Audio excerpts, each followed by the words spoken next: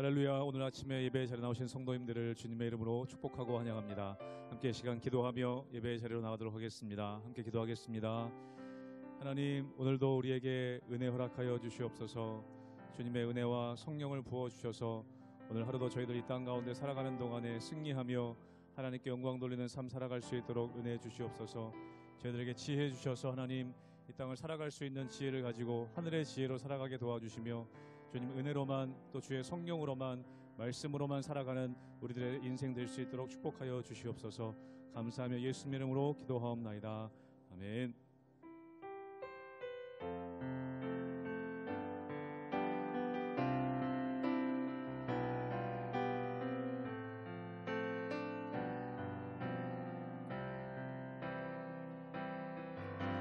주 품에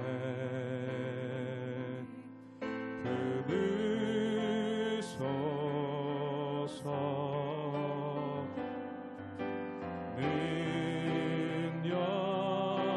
능력에 발로 덮으소서. 거친 파도 날 향해 날아오르리.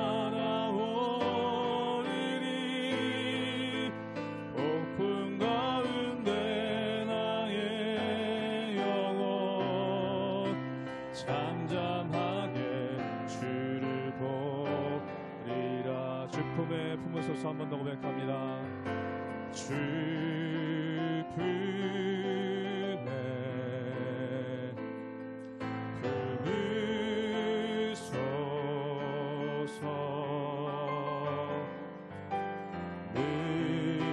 능력에 발로 덮으소서. 거친 파도 날 향해 와도 주와 함께 날아오르리. 폭풍 가운데 나의 영혼 잠잠하게 주를 보리라. 주님 안에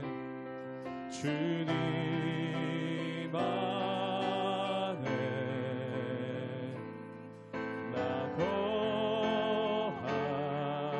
거하리. 주 능력 잠잠히 믿네.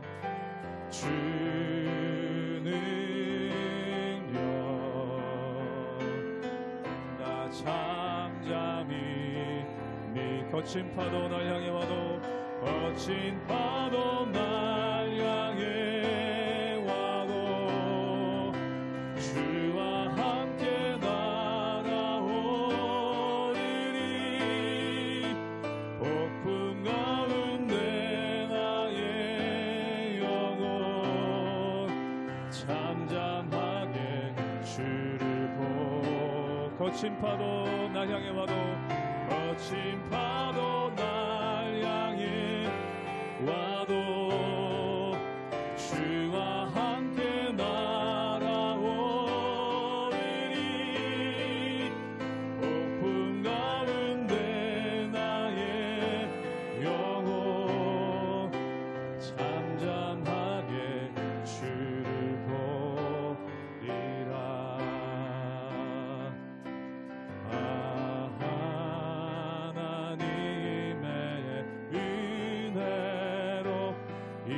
있을 데와 없는 자 왜 구속하여 주는지 난 알 수 없도다. 내가 믿고 의지함은 내가 믿고 또 의지함은 내 모든 형편 아시는 주님 늘 보호해 주실 것을 나는 확실히 아네. 왜 내게 굳센 믿음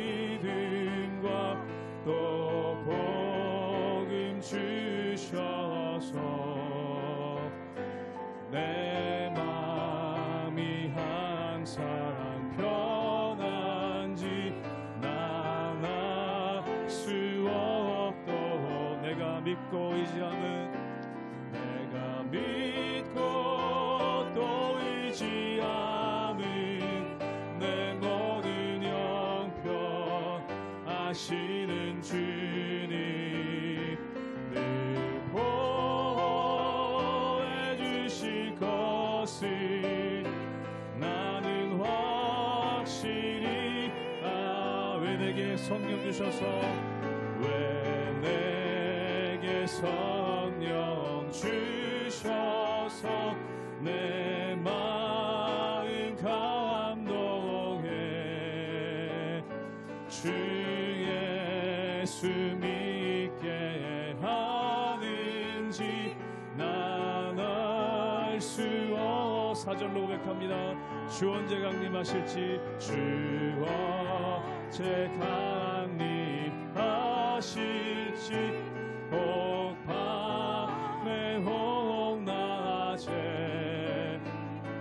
또 주님 만날 그것도 난 알 수 없도록 내가 믿고 의지함은 내가 믿고 또 의지함은 내 모든 형편 아시는 주님 늘 보호해 주실 것을 나는 확실히 한 번 더 고백합니다.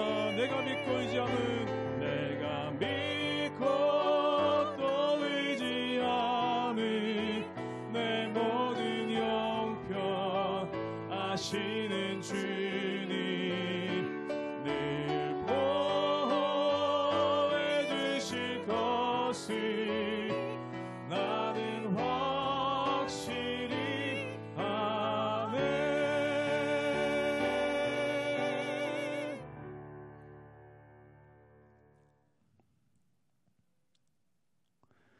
할렐루야. 우리 하나님의 은혜와 평강이 우리 성도님들 삶 가운데 날마다 가득하시기를 주님의 이름으로 축원합니다.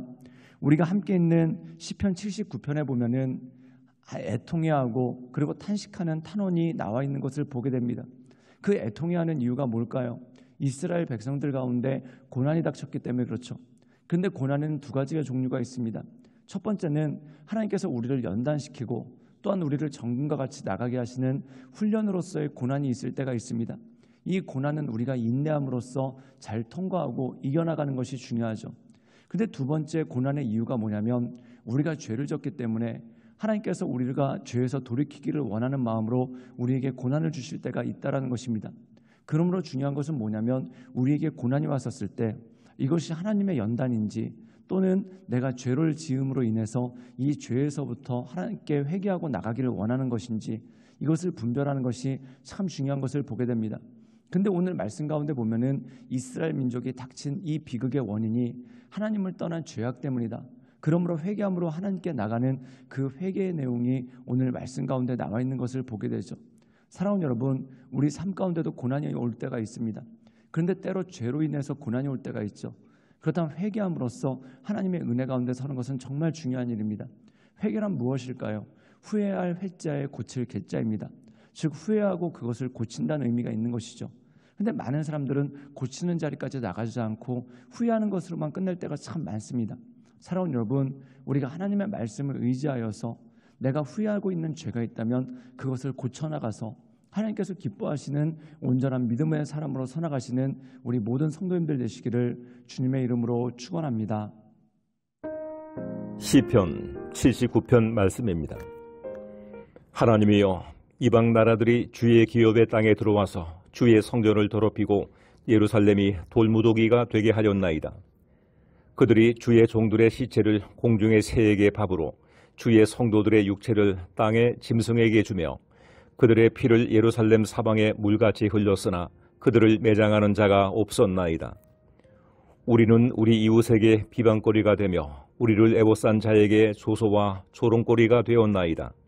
여호와여, 어느 때까지니이까? 영원히 노하시리까? 주의 질투가 불붙듯 하시리까? 주를 알지 아니하는 민족들과 주의 이름을 부르지 아니하는 나라들에게 주의 노를 쏟으소서. 그들이 야곱을 삼키고 그의 거처를 황폐하게 함이니이다. 우리 조상들의 죄악을 기억하지 마시고 주의 긍휼로 우리를 속히 영접하소서. 우리가 매우 가련하게 되었나이다. 우리 구원의 하나님이여, 주의 이름의 영광스러운 행사를 위하여 우리를 도우시며 주의 이름을 증거하기 위하여 우리를 건지시며 우리 죄를 사하소서. 이방 나라들이 어찌하여 그들의 하나님이 어디 있느냐 말하나이까? 주의 종들이 피 흘림에 대한 복수를 우리의 목전에서 이방 나라에게 보여주소서. 갇힌 자의 탄식을 주의 앞에 이르게 하시며 죽이기로 정해진 자도 주의 크신 능력을 따라 보존하소서. 주여, 우리 이웃이 주를 비방한 그 비방을 그들의 품에 7배나 갚으소서. 우리는 주의 백성이요 주의 목장의 양이니 우리는 영원히 주께 감사하며 주의 영예를 대대에 전하리이다. 오늘 말씀 가운데 보면은 예루살렘이 겪은 끔찍한 상황에 대해서 말씀하고 있는 것을 보게 됩니다. 이방 민족들이 쳐들어와서 예루살렘 성을 정복하고 또한 그들이 하나님의 성소 또한 성전을 더럽히는 여러 사건들이 나오게 되는 것을 보게 됩니다. 사랑하는 여러분, 예루살렘 성이 함락이 되고 또한 예루살렘 성전 가운데 이방인들이 들어왔다는 의미는 무엇입니까? 이스라엘 백성들이 패방하고 또한 전쟁에서 크게 지고 또한 그들이 이방인들에게 모욕을 당하는 그런 비참한 상황들이 그 가운데 생겼다는 것이죠. 그때 안타까운 마음으로 이 이스라엘 민족을 바라보며 더 나가서 내 삶 가운데 안타까운 모습을 생각하며 기도하는 장면이 오늘 말씀 가운데 나와 있는 것입니다. 우리 함께 시편 79편 8절의 말씀을 읽도록 하겠습니다. 제가 읽겠습니다. 우리 조상들의 죄악을 기억하지 마시고 주의 긍휼로 우리를 속히 영접하소서. 우리가 가련하게 되었나이다. 오늘 말씀 가운데 보면은 회개를 하는데 어떤 회개를 하는가? 우리 조상들의 죄를 기억하지 마시고라고 언급하고 있습니다. 사랑하는 여러분, 우리가 여기서 오해하지 말아야 될 것이 있습니다.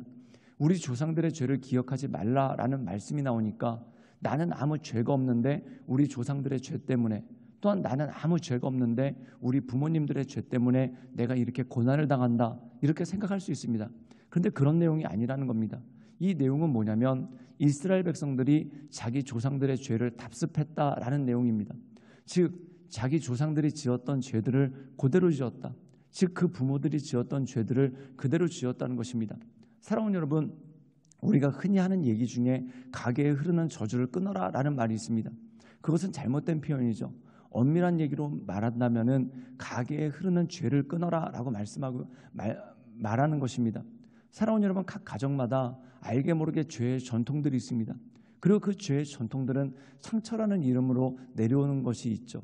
예를 들어서 굉장히 폭력적인 아버지가 있습니다. 그럼 아들들이 그 폭력적인 아버지 때문에 얼마나 상처를 입었겠습니까? 그럼 마음 가운데 생각하기를 나는 저런 폭력을 저지르지 말아야 되겠다라고 하는데 나중에 그 아들이 커서 어른이 되고 난 다음에 더 폭력적으로 되는 경우가 참 많습니다. 이게 뭘까요? 즉 그러지 말아야지 하면서 닮게 되고 그러지 말아야지 하면서 따르게 되는 그 모습이 그 가운데 있는 것을 보게 됩니다. 이게 죄의 속성이라는 것이죠. 그럼 믿음의 사람들의 특징은 무엇입니까? 이것을 끊어내야 된다는 겁니다. 즉 우리 집안에 흐르고 있는 상처가 있다면 이 상처를 끊어내야 된다는 것이죠.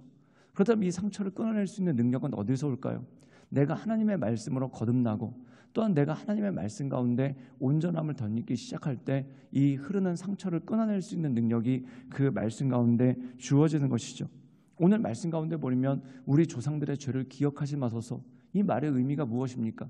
우리 조상들이 답습해왔던 이 죄가 나에게서 다시 반복되지 않도록 도와주십시오 라는 말씀이 이 말씀 가운데 있는 것이죠. 우리 함께 시편 79편 13절의 말씀을 읽도록 하겠습니다. 제가 읽겠습니다. 우리는 주의 백성이요 주의 목장의 양이니 우리는 영원히 주께 감사하며 주의 영예를 대대히 전하리이다.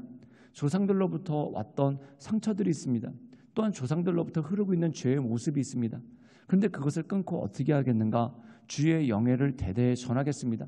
즉 나로부터 새로운 세대가 일어나고 또한 나로부터 죄악의 세대가 끝나고 은혜의 세대 그리고 예배의 세대가 열게 하겠다라는 결심과 다짐이 그 마음 가운데 있죠. 그렇다면 이렇게 새로운 세대를 열기 위한 기본적인 전제 조건이 무엇입니까? 자기에 대한 인식이 필요하다는 거예요. 그 자기에 대한 인식이 무엇입니까? 우리는 주의 백성이요 주의 목장의 양이니 우리는 영원히 주께 감사한다는 것입니다. 즉 내 정체성, 나는 하나님의 백성이고 우리는 하나님의 목장의 양이니 우리가 영원히 하나님께 감사하며 나간다. 즉 하나님을 감사하며 나가는 그 정체성이 회복될 때 흘러왔던 죄의 사슬들이 끊어지고 그리고 그것을 주님의 말씀 가운데 우리의 다음 세대들에게 전할 수 있는 힘과 능력이 그 가운데 주어지는 것이죠. 그러므로 사랑하는 여러분, 하나님의 말씀을 붙잡는 것은 정말 중요한 일입니다. 내가 하나님의 백성으로서의 정체성을 가질 수 있고 또한 하나님께 온전히 예배할 수 있는 감사의 제사를 지낼 수 있고 그리고 더 나아가서 내 자녀들에게 내 다음 세대들에게 하나님께 영광 올려드리는 그 복음의 비밀을 전수할 수 있는 능력이 그 가운데 주어지는 것이죠. 사랑하는 여러분, 인류가 발전하는 이유가 무엇입니까? 과거의 잘못된 것을 끊어내고 또한 새롭고 온전한 것을 받아들일 때 계속해서 발전해 나가는 것이죠. 만약에 죄의 습관들을 끊어버리지 못하고 그것을 답습하고 또한 새로운 것들, 하나님께서 주시는 은혜를 받아들이지 못한다면 그 가문은 몰락하고 쓰러질 수밖에 없습니다.